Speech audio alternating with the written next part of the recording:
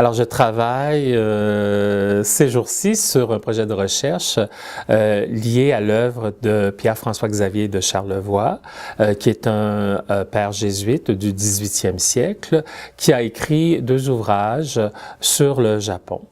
Ce qui m'intéresse plus particulièrement chez cet auteur, c'est le fait qu'il ne soit jamais allé au Japon et aussi qu'il a réussi à résumer près de 150 ans de relations, de lettres édifiantes sur le Japon. Alors, je travaille à une monographie sur cet auteur pour la portion donc du Japon. Et ce qui m'intéresse également, c'est le fait qu'il ait écrit 2 ouvrages, donc à environ 25 ans de différence, et qu'il a transformé ces ouvrages. Alors, le premier que je tiens, c'est une édition qui a été faite en 1715, et je peux citer le titre au complet, « Histoire de l'établissement des progrès et de la décadence du christianisme dans l'Empire du Japon ». Alors, c'est un ouvrage en 3 tomes et qu'il a repris un petit peu plus tard, donc près de un peu plus de 2 décennies plus tard, et qu'il a alors appelé « l'histoire du Japon ».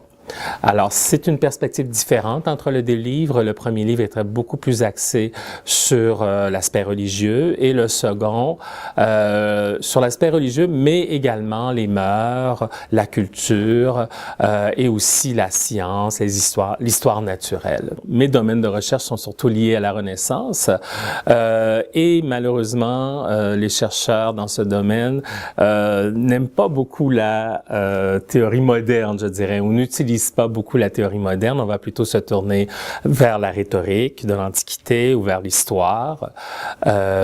Cependant, il y a 3 ouvrages qui, je pense, sont très intéressants pour les étudiants qui vont travailler, notamment sur les récits de voyage. Alors, le premier, c'est une édition critique, en fait, l'édition critique de Franck Lestringant, du voyage de Jean de Léry au Brésil. Alors, je crois que l'introduction est magnifique, les notes sont très bien faites et ça donne une bonne idée de la façon dont on peut analyser des textes de l'époque de façon très intelligente. Il y a aussi 2 autres ouvrages.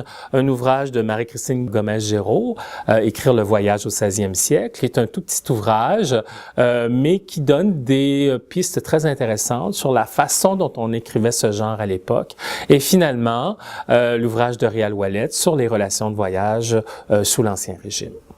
D'abord, disons mes 2 livres. Le premier sur l'homosexualité dans l'imaginaire de la Renaissance et le second sur Henri III, en Mascarade imaginaire. Et peut-être aussi un article qui a été publié dans un collectif auquel nous avons travaillé, donc François Paré, Marie-Christine Gomez-Géraud et moi-même, de l'Orient à la Huronie, qui était le début finalement de mes recherches sur les récits de voyage. Mon champ de recherche principal est la littérature du 16e siècle. Je peux diriger aussi pour le 17e siècle et également dans le domaine plus contemporain de la francophonie canadienne de l'ouest du pays et surtout de la Colombie-Britannique. Et aussi dans le domaine de ce qu'on appelle aujourd'hui les études de genre pour la littérature québécoise contemporaine.